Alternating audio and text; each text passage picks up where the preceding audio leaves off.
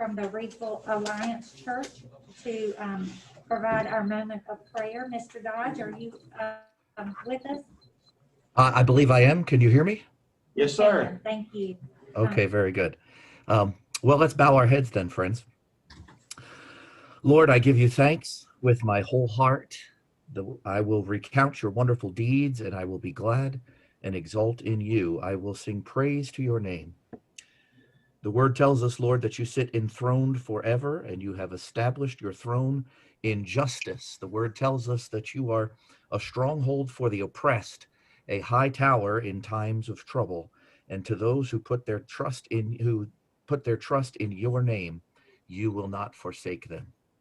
Father, I want to lift up this evening the members of our school board. I would like to lift up also our teachers and our principals, our teaching assistants, our administrators, and our students. Father, they're all being asked to deal with things on on a very challenging level these days. And Father, our board and our teachers and our administrators are being asked to make decisions and to change plans in ways that they never imagined that they would have to do.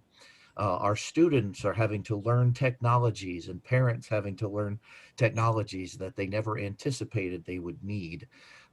With so much that is going on, so much that is open to change, and so much that is causing stress and anxiety for all in our school district. Lord, I pray that your peace would be overshadow our entire county, that your peace would take hold in the hearts from our students to the parents, to the teachers, to the principals, all the way up to Dr. Shotwell, that Father, your peace would overtake them all.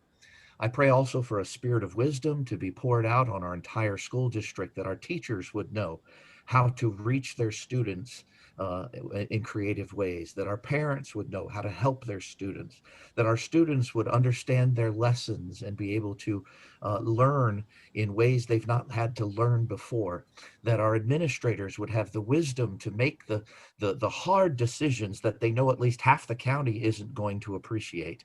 Father, would you give them your spirit of wisdom? And overall, Father, would you give them strength and the courage that they need to face these times, but not just to face them, but to conquer and to be successful in these days.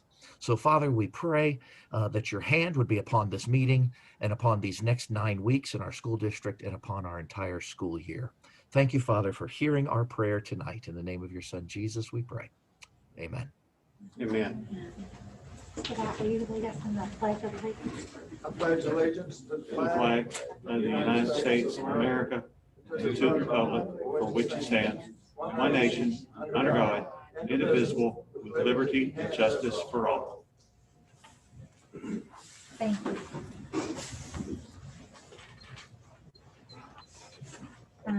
At this time, we'll entertain a motion for the approval of the agenda. I believe we have a request to move an item. Yes, ma'am. Madam Chair, I move that we move the item 7.01, 2020-2021 budget discussion after closed session to discuss some personnel issues in closed session. I'll second. So the motion is to move item 7.1 down to 10.1. Yes, ma'am. Or 10.2, excuse me. Yeah, 10.2. Yes, ma'am. Okay, and there's a second. All those in favor say aye. Any opposed? Okay. Thank you, Madam Chair.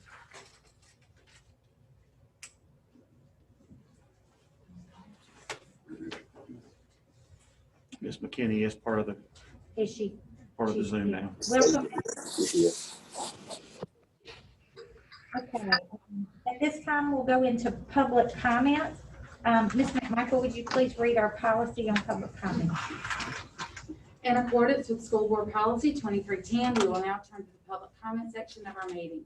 On behalf of the Board of Education, I would like to express our gratitude for your contributions to our discussions of issues facing our board and our schools.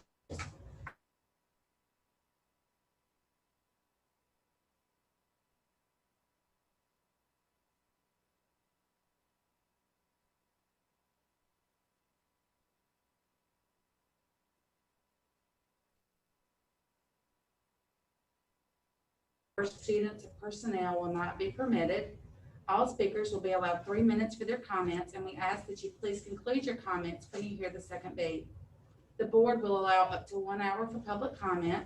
In the event that all speakers cannot be heard during the first hour designated, the board will allow time following the conclusion of its business for the remaining comments. Thank you to each of you who signed up for public comment today. Okay, thank you, Ms. McMichael. Our first speaker is Mr. Ron Price.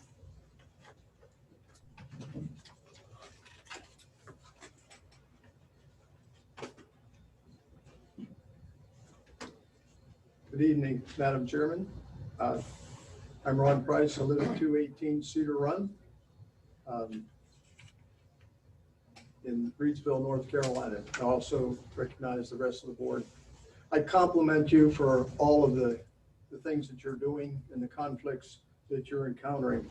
I wanted to talk tonight about 3 challenges that are coming up, which you're probably aware of. You may have already had experience with them. First challenge is Black Lives Matter. This is a title and name only. The name is not apropos. It is not about Black lives. This organization was started by avowed Marxists.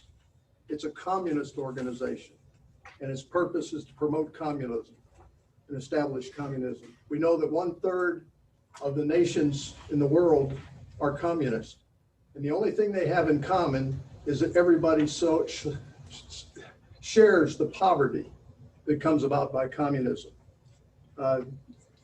Everyone's equal and they have the same level of poverty. The second organization is Antifa, another communist organization. Antifa was started by Joseph Stalin as a means of opposing the fascists of Hitler's Germany. That organization continues to oppose, and it's a violent organization. The third organization is the 1619 Project.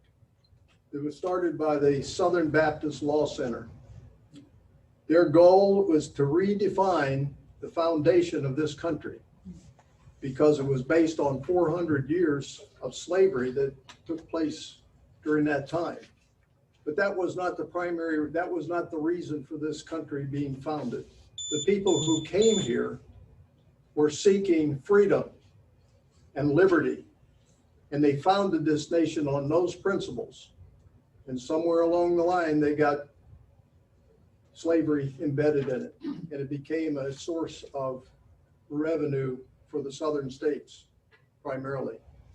But these organizations are going to be a problem. If you look at the NEA's website, Black Lives is on there.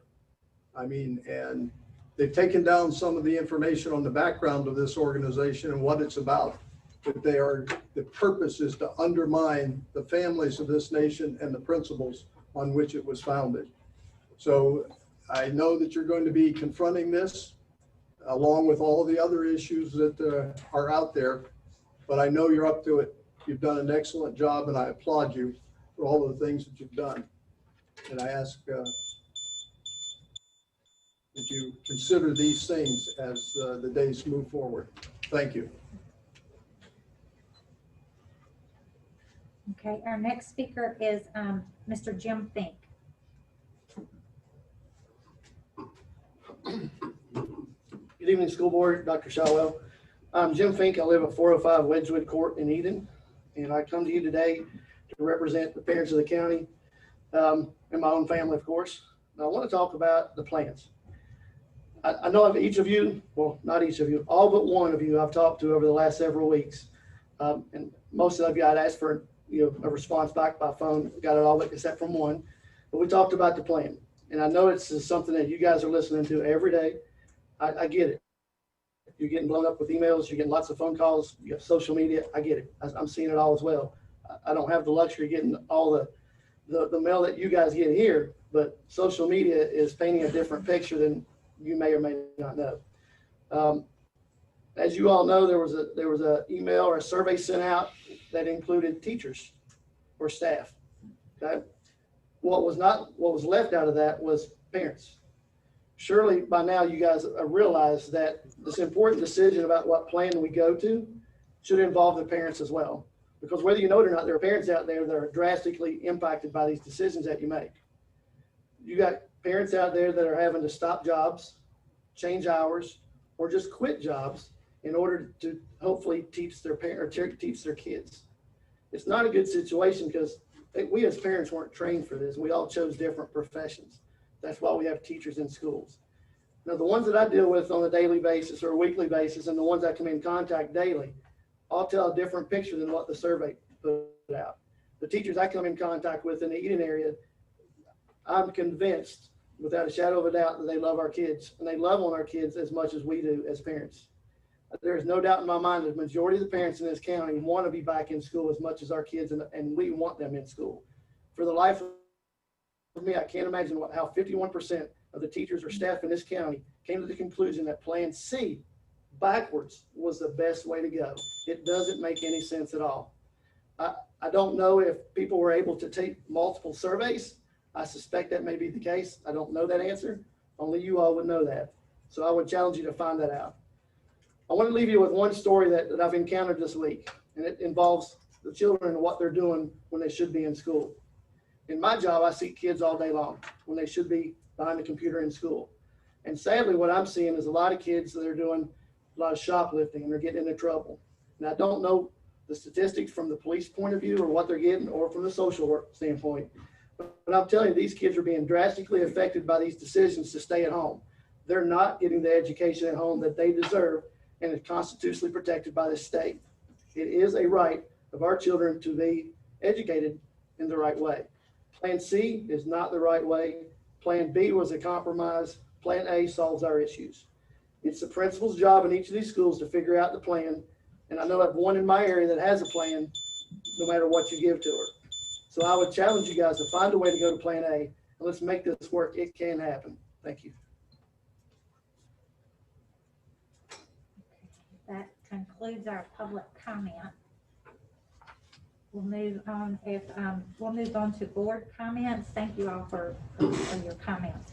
We'll move on to board comments. Does any board member have anything they want to? Yes, Ms. Beth. I would like to recognize our apprentices. This is our National Apprentice Week. And I just want to commend our Rocket Top program and the students who, from our 5 high schools who participated in the program.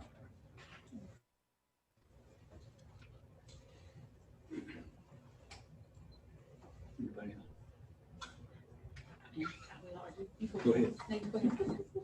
Thank you, Ms. McMurray. Thank you, Madam Chair. I'd just like, again, to thank all the staff for all their hard work. Staff continues to go through a lot of challenging things. Also, I want to clarify something. Last meeting, I made a statement, and it may have came out wrong to some teachers. So I just want to let them know I valued the teachers and their well-being and our staff's well-being from day one. So I just want to let everybody know that that might have been worded wrong, and I apologize if you took that wrong, because before I ever got started on the school board, the 4 or 5 years prior to that, advocating for schools, I've been advocating for the teachers and the children. So I just wanted to make that clear. Thank you, Madam Chair. So I just wanted to take the opportunity to thank the people who took some time out of their busy schedules and reached out. I did receive some emails since our last board meeting, but a good majority of them I've had conversations with. And I just want to say thank you for helping to be a part of trying to find a solution and not just being so quick to criticize. It's really appreciated, and thank you.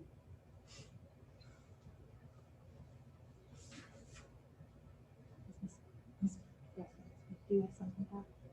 Okay, all right. Okay, well, we will move on to, we'll move on to the consent agenda. There are 5 items on the consent agenda.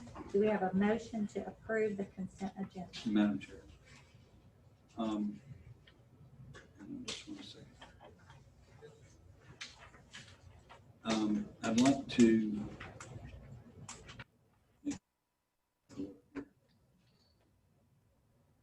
on the consent agenda, on the gifts, grants, and donations, there was an item number 4 for some monies that were to be allocated for an electronic sign. And after doing some investigating and talking with staff, found out that that money was not for an electronic sign, that it was to be used for a backpack program. So I wonder how we need to approach that, because we don't need to vote on it and it not go to that sign. So Is that money earmarked by the Reedsville Area Foundation for the use, for the purchase of the It sign? said Rams Care on there, and Rams Care, even though the money's deposited at Reedsville High School, Rams Care tells him how that money should be spent for the backpack programs and helping students in need. So it can't go to the other. You want to? Where's Annie? And She had the list. also that question about the Ram Care and the 501c3 status.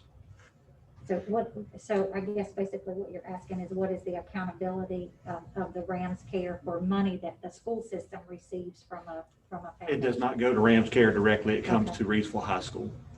Okay. So with the Reedsville Area Foundation, any board designations, because each board member gets paid, but they don't get paid. They get to designate where their money gets to go, and so they decided it goes to Rams Care. So that money went directly to Reedsville High School into their account, and then there's a Rams Care line item in their bookkeeping.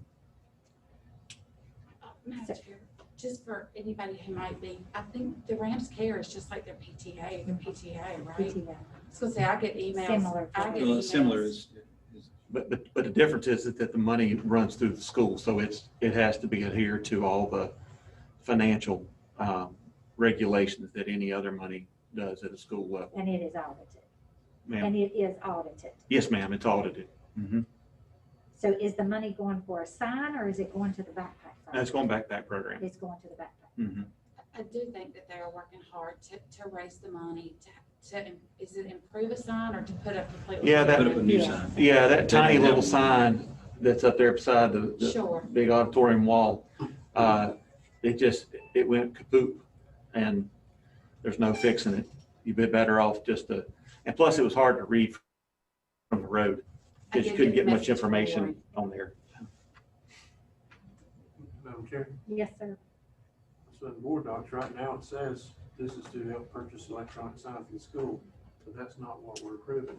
That's the way I understand it. So, I'm sorry, I have not pulled that up. Sorry about that. I mean, I can just tell you that it's not in there, because we've already been in contact with the Reedsville Area Foundation. what is? But we didn't want to change the document after it's already been published. So if you'd like to amend it and say to the backpack program, that's fine. I think that's what it needs to do. It Right. needs to be To, amended. to reflect where the money is actually, so there is a paper trail that shows that we didn't vote on a sign and then it was moved to something else. I have no problem with the backpack program whatsoever. Just want it to be worded, and there's accountability as far as where the money goes, and it's going to an entity that is properly set up. Okay, so do we have a motion to approve the consent agenda with the amendment of the gifts, grants, and donations to state that money is going to the backpack program? It's 2,500, is that right? Yes, ma'am. Yes, ma'am. 2,500.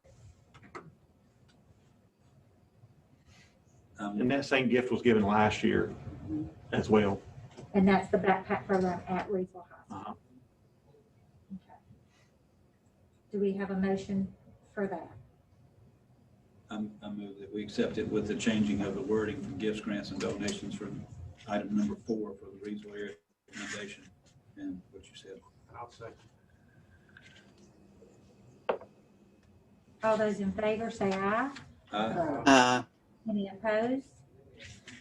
Okay, all right, now we'll move on to action item. We moved 7.1, so we'll move on to 7.2. Web Technology Pathway Certificate at McMichael High School, Dr. Scott and Miss Ayla.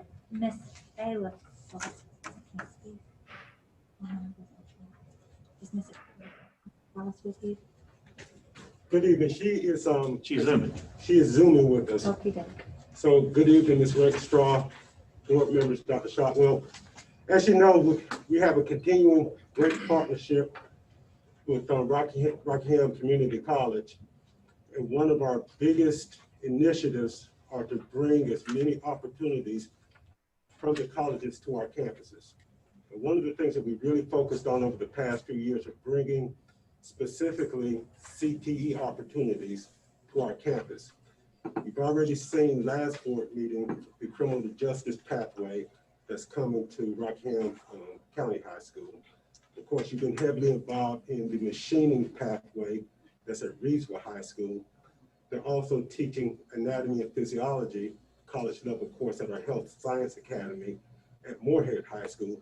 Now it's time for McMichael High School. That's what Ms. Elise is the Dean of Arts and Sciences at Rockingham Community College, and she's going to talk about a web technology pathway that's going to be a great opportunity for our students at McMichael High School.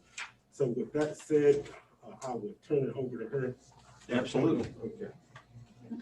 Thank you folks for allowing me to be with you tonight to talk about this proposal for McMichael.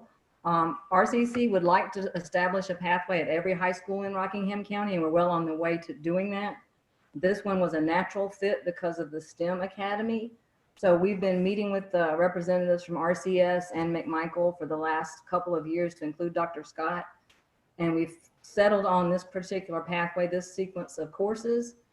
So this is a set of courses that build upon skills. As you can see in this request, that courses lead to other courses. That means the skills are gradually being built and structured so that students can eventually end up with advanced web programming skills. So in the first course, the Intro to Computers, it's pretty much your essentials of hardware and software. And then they move on to web programming. They begin to design web pages and build databases so that if someone wants to build a storefront online, that they can look up items and see what the inventory is, that type of thing. And then in web design, they move on to intermediate and advanced web programming skills. And ultimately in the Web 213 Internet Marketing and Analytics course, they learn how to improve search engine results on a web page if you're selling a product. They get into email marketing and a number of other things. So the plan is, as you see here, to do one course per semester, ultimately leading to the certificate in web technologies. All of this transfers into the associate's degree at RCC, where we also have cybersecurity. We have a brand new cybersecurity lab, which is a very hot field. So the students can move into RCC and pick up that credential as well. To offer this program, we just needed classroom space, essentially. We're bringing our own laptops with the software that we need and hardware functionality. So we're bringing laptops to McMichael. So we just simply need your permission to house this and have a space on the McMichael campus. Okay. All right. So all they need is your approval, because as I understand it, Celeste, the community college at the state level needs permission from the local board before any career pathway is approved by them. Is that correct? Yes, and then the other roadblock is approval from our accrediting agency to offer a program off-site. And we're submitting that proposal to our accrediting body in December. Okay. Is this something that you are asking for the board to take action on tonight? That would be great, because then that would provide me some support for the prospectus for our accrediting agency. And so you're looking for this to start? Fall of 21. Yeah. Okay. Any questions, board members? Madam Chair, I move that we approve the web technologies pathway as presented. I'd like to second. All right. All those in favor, please say aye. Any opposed? Okay, great. Thank you so much. Thank you. Thanks, Les. Appreciate it. Thank you. Okay, we'll move on to item 7.3, individual class size waiver. Dr. Perkins? Yes, good evening, Madam Chair, board members, and Dr. Shotwell. Come for you tonight to request approval of the K-3 class size waiver. And just as an update, on October 28th, an update from the State Board Chair, Eric Davis, was sent to schools, or was written, and it was received in the schools or in the district on Friday, October 30th. And basically what it says is General Statute 115C 301 remains in effect regarding the K-3 class size waivers or class size allotments. However, that general statute does have a provision that says the State Board of Education, when there are acts of emergencies or acts of God, does have the ability to approve waivers. So this guidance from the State Board Chair has clarified that guidance. And basically the guidance is that the average in K-3 has to remain 18 and the class size maximum has to remain 21. However, if a school submits a waiver, then we are allowed to increase that maximum to 23 per class as long as we maintain the average of 18.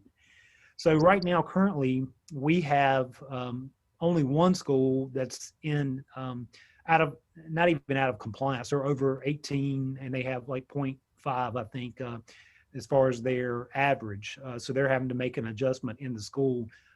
So all of our schools and classes are in compliance. However, as we are looking at potential options for coming back to school, and this would be an option that schools would have if they wanted to have a complete virtual class, and maybe it would work out that they might need the 23 slots in that particular class to have that virtual. So we're not saying that we're necessarily going to use this, but the request has to be approved by November 30th, and we do not have another board meeting this month. So I wanted to bring this before you and ask for your approval. If a school does decide that they need to use this, we will give you an update on that as well. And I just seek I'll be glad to answer any questions, and we seek your approval.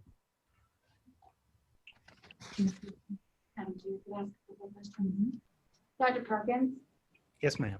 Just for the parents who might be listening, this is really a piece that we could have used several months ago, correct?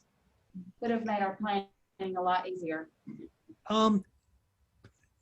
Potentially, we have to turn in a report to the Department of Public Instruction at the end of the second month to ensure that we are not going over the K-3 allotment.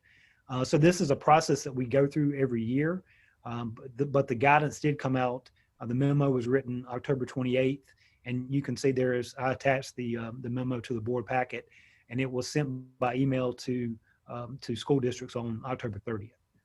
So it is something, it would have been nice to have known this a little earlier, but it is something we just received. And one more question, each school will have to apply for their own waiver, correct? Yes, ma'am. If Dr. Shotwell, if you want to show the last attachment, that's the actual form. And it's linked on there if you want to, you can. Yeah, it says school year, date of request, and even on, you have to write the school name, the school number, and on the back you have to identify the individual grades as well. So it is a form that each school would have to fill out if they are requesting a waiver. But the fact that it'll allow some flexibility for those schools who are wanting to do those virtual only classes, that this could potentially be very beneficial for them. Yes, ma'am. And the only caveat to that, Mrs. Rakestraw, is that we have to remain in the 18 average. So even if we, had a class that had 23, we would have to make sure the other classes, when you average all those numbers together, they still remained 18.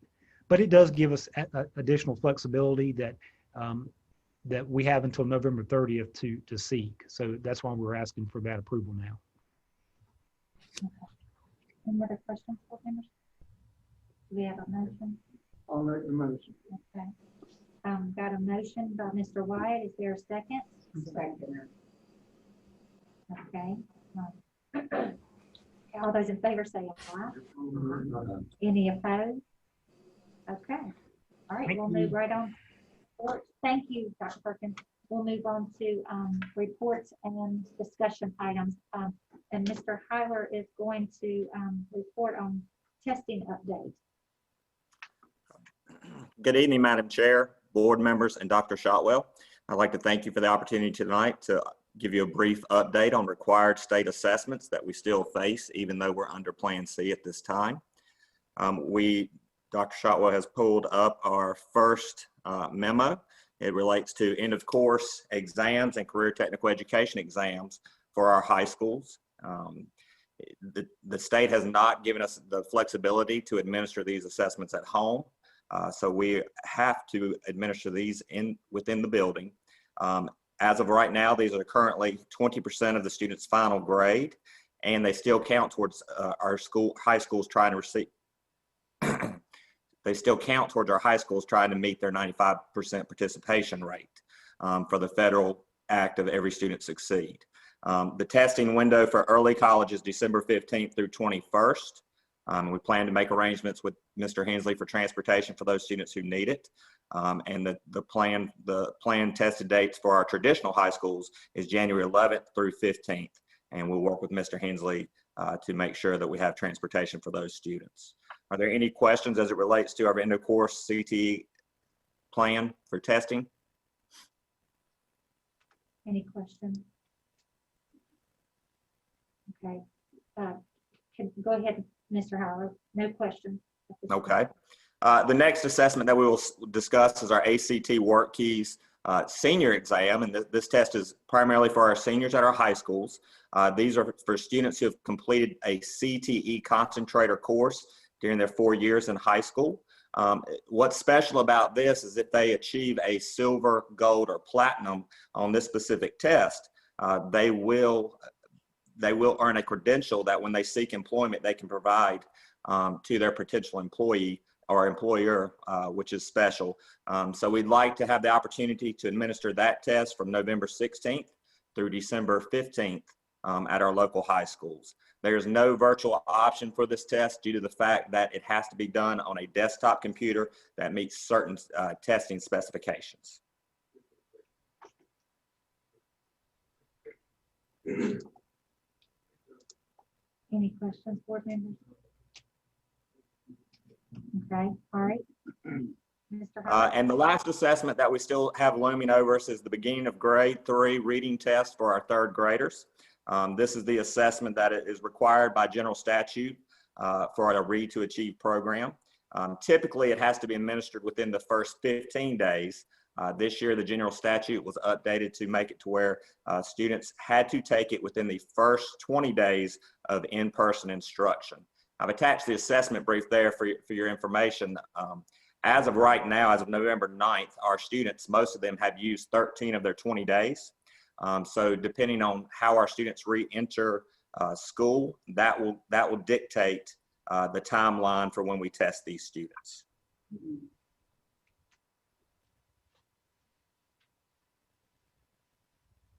Are there any questions related to the BOG 3? When you said, explain a little bit more about what you were saying there at the end, or repeat what you just said there at the end. I kind of missed that. When you, In terms of attendance, yeah. in-person attendance. Yeah. Yes, so the state, typically it's a 15-day window at the beginning of the year. So typically we've completed this test by September, mid-September. This year they made the exception and said that it has to be within the first 20 days of in-person instruction. So looking at the calendar and counting days that students actually came to school, most of them have used approximately 13 of their days.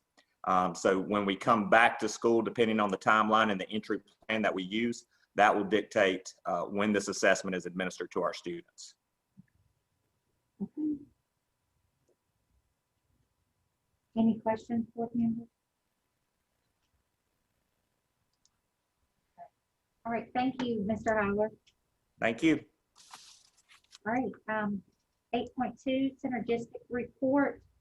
The Chairman Sustainability Award, Dr. Hart.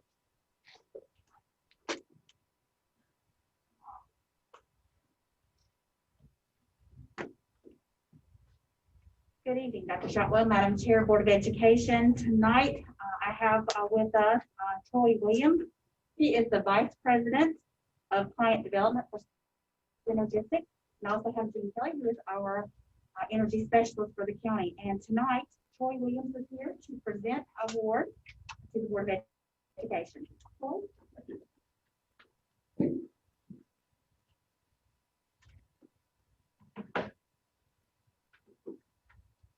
Good evening, Board Chair, Rick Shaw, Board members, Dr. Shotwell. As Dr. Clark said, my name is Troy Williams, Senior Vice President of Strategy now, so I'm moving on up.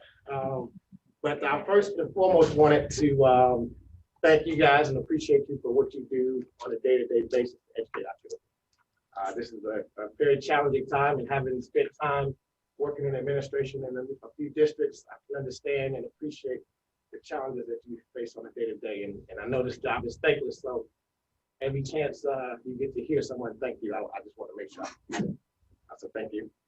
I also want to appreciate the district and recognize the efforts that you guys have made around energy conservation. Over the past almost 6 years, Rockingham County Schools has saved roughly $4.8 billion. Which is significant from a cost savings perspective to redirect those funds back to priorities within the district, but it also has a positive impact on the environment. The equivalent of what you guys have saved is about 32,000 metric tons of CO2, which equates to a decrease of about 77 million miles drive by CO2 exhaustion. And so that's pretty significant when you talk about impacting our environment. And so I saw on your website, you guys have RCS rocks, and you guys are certainly rocking it here.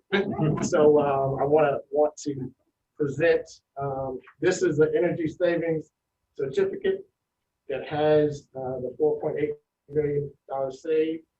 So this is one presentation. The other is the plaque from our chairman and founder, William Spears, Dr. Spears.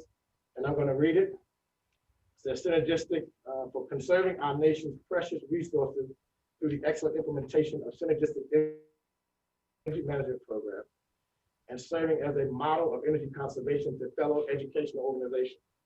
Rockingham County Schools is hereby presented the Chairman's Sustainability Award for outstanding environmental and financial resource stewardship. And so I want to present this, and then just a few final words. What you guys do have here, are doing here is a model of what we want to see in our partnerships. Not only do we have the administrative support on the top, we have a dynamic energy specialist who works hand in hand with their maintenance department. And then also you built a culture of sustainability. And so that's why we wanted to present you with this award tonight. And again, just to recognize the effort that you do. So thank you.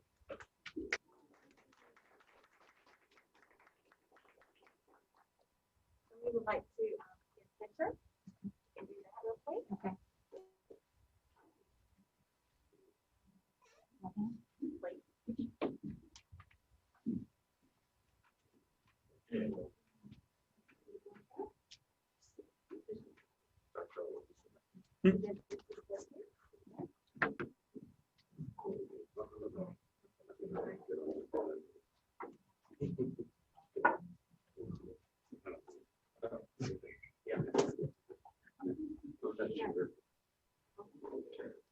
Okay.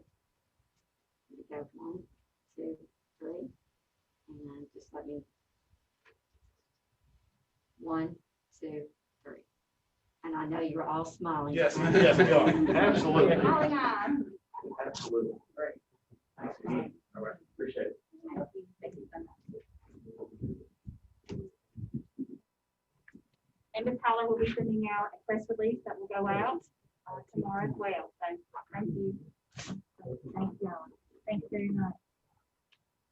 Okay, Superintendent's report. Okay.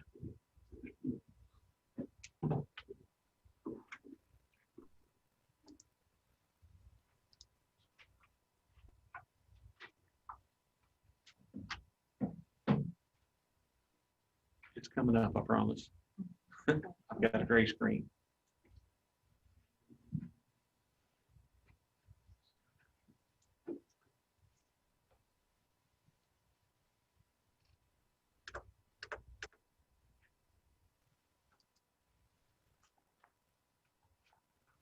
See who wins.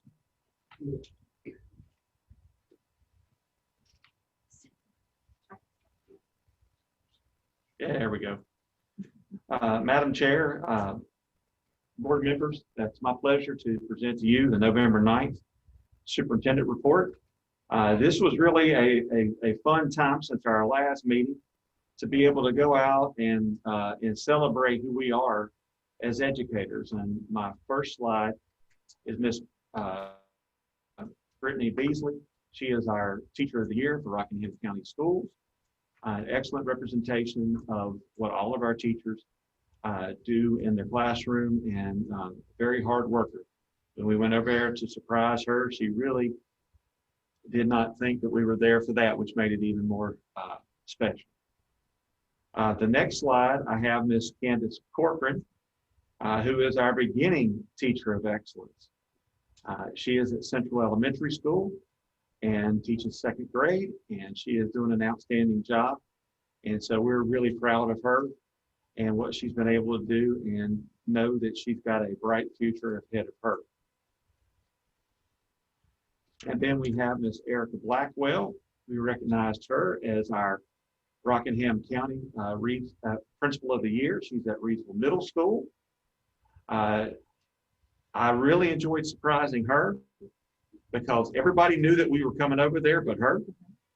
And so when I came in, the custodian and the secretaries let me in through the back door. And so she's facing away. And so I came right up behind her with the flowers and everything and said, "Congratulations." So we had a good time with that, but she was really taken back by that, and she'll do a good job representing Rockingham County Schools. And then we have Ms. Tia Scales, who is our Assistant Principal of the Year at Moorhead High School. Many of you all knew that she was a middle school assistant principal, and now she's been at Moorhead. This is her second year there. And so we're really proud of her and what all that she's been able to accomplish as an assistant principal. And then it's always good to repeat news, because I had a superintendent when I was a teacher tell me, they said, until you can go before you're getting ready to speak to a group of people, if they can't tell you what you're going to speak about, then you need to tell them. Because they said, when they start telling you what your speech is going to be about, that means that you've gotten your message out. And so we're just repeating this again. When you look at the improvements, this has been a true team effort from everyone in the school district in terms of seeing this graduation rate improve at 89.2%, highest ever. And in the same token, we also had an awesome dropout rate, because if you've got the other going up, this should go down as well. And I know people are doing the math, and they're saying, what happened to the other 9%? But the 1.48% were the number of students that were in a single year that dropped out of school. Oftentimes we will get the kids to come back in the beginning of the next year, and if we get them re-enrolled and get them back into school, then that does not count against us. If we don't have them, then that does count against us. And we even, Dr. Perkins had a wonderful story this past week where they helped someone who should have graduated a couple of years ago, and we're helping them make sure that they get their high school diploma. So it's not just when they're with us, but it's also after they leave us as well. And I'll just say this, there were times in the 90s that you were close to almost 10% annual dropout rate. And so we've come a long ways, the whole district. And then we have the hot spots.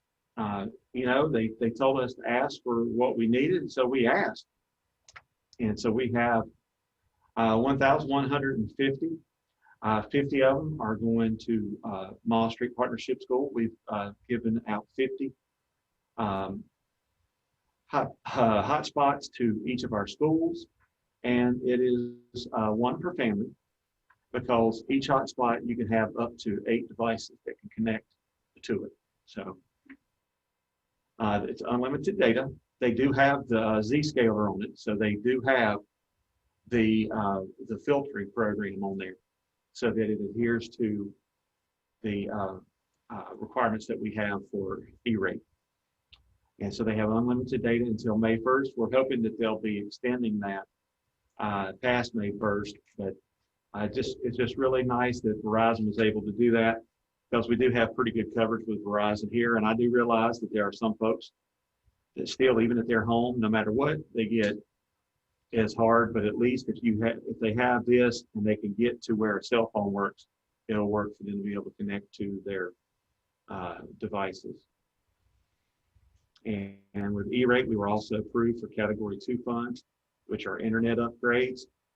So we're always looking at being able to improve our switches, because pretty much each classroom has enough to connect the whole school. Because when we first started this many years ago, we had it in there really for the teachers.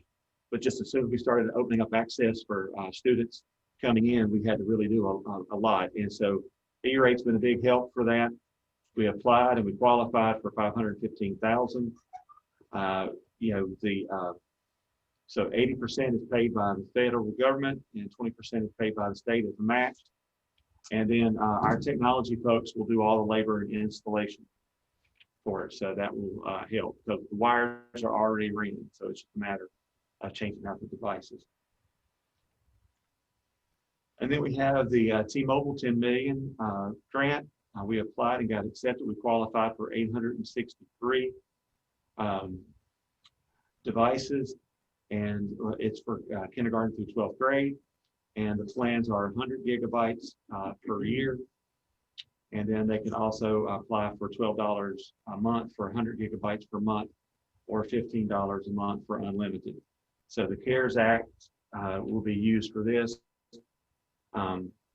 Again, we don't have enough money to support the entire allotment at the paid level, but at least it does give them some access to that, because if they wait and do the videos when they're on the free Wi-Fi and then use this for sending emails and getting reports, they can still use that. And we're still working out some of the steps on that. The next slide we have is the Ryobi cordless electrostatic sprayer. This is something that our middle and high school each have 2. We looked at different ways. EC put together a YouTube video to show them getting it out of the box, how to use it. And because one of the things that we begin to possibly start using weight rooms, which is part of the curriculum, when the kids come back, is that we have to have some way of being able to sanitize, and this would be a way to be able to do that. We had some parents last year who asked for that at McMichael, and so this is one of those ways that we'll be able to help them with sanitizing the locker room areas and weight rooms and such. And then finally, happy Thanksgiving. Yes. Yes, ma'am. What kind of chemicals do they use in that? It's the same chemicals that we're using, that the teachers are using to spray on the desk. It's called fight back, and they're using that.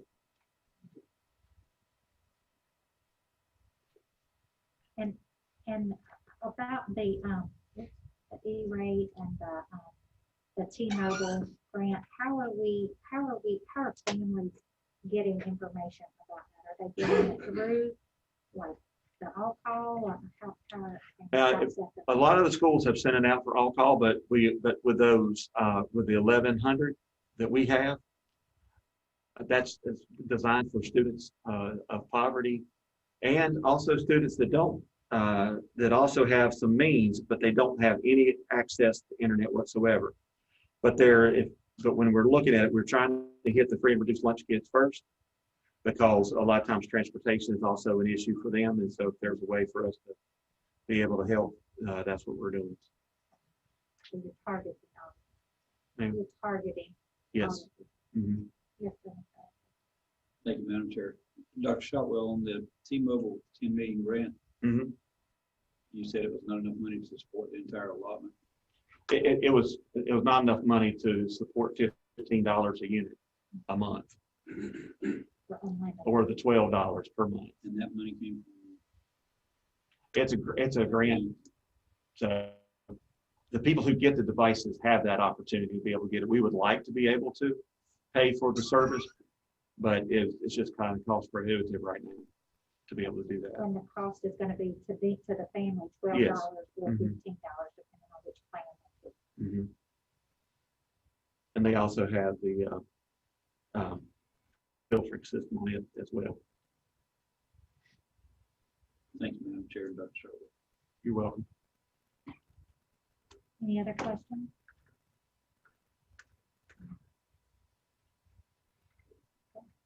Thank you, Dr. Shotwell. You're welcome.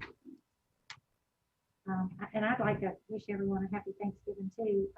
I do have a couple of announcements. I wanted to just send out a big congratulations to Mr. Coach Jimmy T. He was named the North Carolina High School Athletic Association Male Coach of the Year. So congratulations to him. Congratulations to Lisa. I know they're proud of him. Congratulations to Douglas Elementary on becoming a National Title I School of Distinction nominee. That's a big deal. They are in the process of having their application reviewed for that. And then congratulations to Dr. Shotwell in his additional year of being with the American Association of School Administrators. So congratulations to you. And anyway, we're going to move into closed session. Do we have a motion to move into closed session? Madam Chair, I move that we go into closed session in accordance to General Statute 143-318 and General Statute 168-266 to discuss personnel and property and adopted language therein. Okay, we have a motion. Do we have a second? Second. Okay, a second by Ms. Bell. If all those in favor say aye. Any opposed? Okay, we'll take a quick 10-minute break. We'll come back at 7:05. I'm sorry. Yeah, 7:05. And yeah, the rest of it.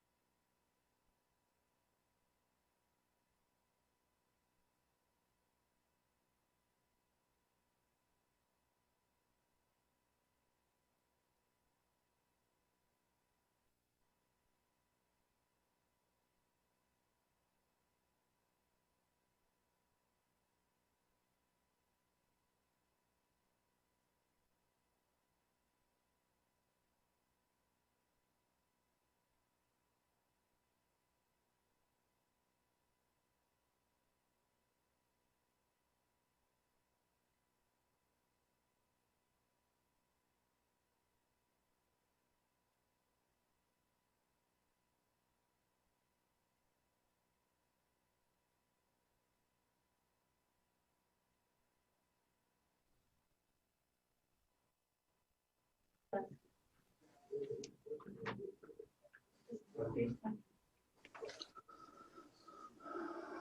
the feedback on, please. Okay, thank you.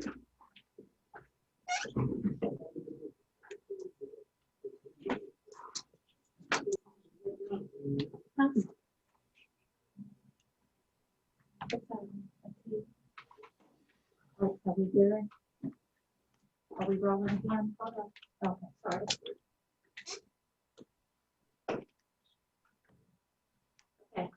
Okay, all right, we're back in session. I need a motion to approve the personnel report as presented. Madam Chair, I move that we accept the personnel report as it's presented. Okay, do you have a second? Second. And then Bill, second. All those in favor say aye. Aye. Any opposed? Okay, we need a motion. We received an upset bid for Johnson Street for $163,000. Do I need to say who it's by? Kevin McDaniel. Do I have a motion to approve the upset bid for $163,000? Madam Chair, I move that we accept the upset bid. Okay. And we will advertise for, Follow the procedures. does that make them say that or not? We'll follow Follow the procedures as far as the upset bid period. which will be November the 20th. Yes. Upset bid, yeah, November 20th at 5 o'clock. Yeah. Okay, do we have a second? I'll second. All those in favor say aye. Aye. Any opposed? All right. And I need a motion to accept the 2020-2021 budget.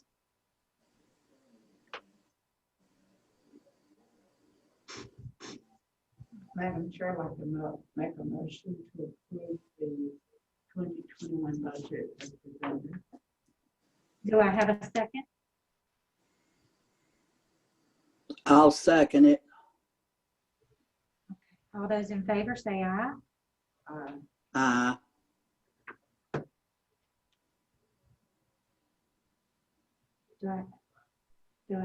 Okay, let's do a roll call, guys. Sorry, Ms. Bell, can we start with you, please? Amanda Bell. Aye. Doug Isley, no. Paula Rakestraw, aye. Bob Blair, no. Vicky McKinney, aye. Kimberly McMichael, aye. Brent Ross, no. Okay, the motion passed 4-3. Ms. Everhart? Okay. All right. Now I need a motion to adjourn. Do we have a motion to adjourn? Okay. Second. All right. All those in favor say aye. Aye. Any opposed? Okay. All right. Thank you. Everybody have a good night. Oh, happy turkey time.